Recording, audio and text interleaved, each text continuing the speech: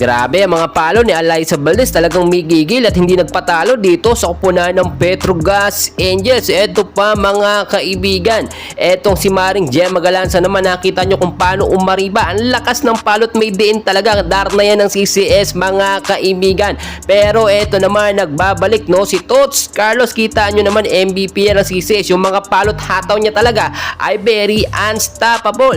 Well, finally mga idol, game din na nga po no, pangalawang laban na to ng CCS kontra sa kupunan ng Petrogas Angels. At pasok po sa first 6 lineup ang ating mga pambato. Medyo binago po ni Coach Sharon Meneses ang first 6 lineup, which is malakas at naging effective naman. Pasok sa first 6 si Alyssa Valdez, Kyle Negrito, Risa Sato, Pangs Panaga, Tots Carlos at Gemma Galanza. Nung set 1 mga kaibigan, nakita nyo, dikitan po talaga yung score dito at talagang ayaw magpatalo. Malakas po ang Petrogas mga kaibigan.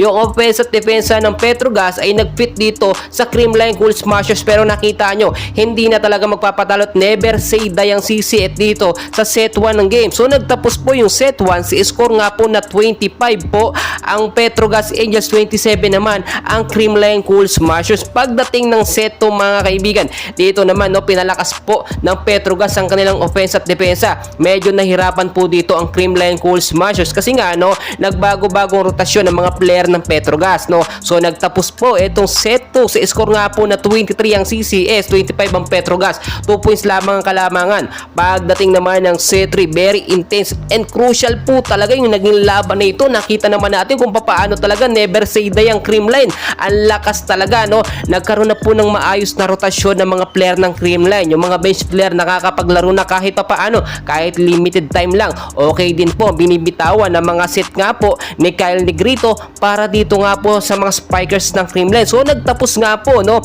etong set 3, nanalo po dito ang CCS, score na 27 to 25. Dikitan din talaga ang score mga kaibigan.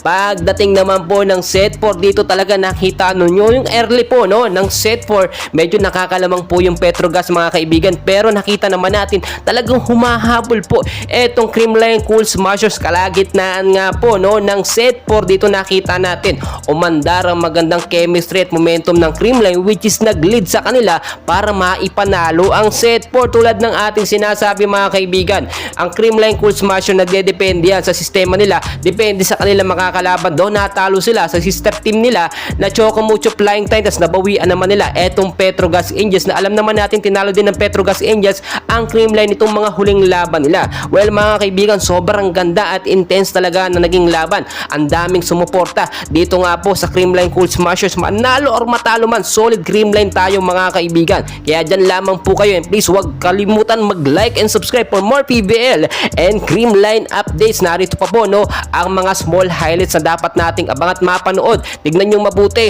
kung paano yung unstoppable play dito ng Creamline na hindi nga po nagpapatalo sa Petrogas Angels. And please don't forget to like and subscribe. Maraming salamat po.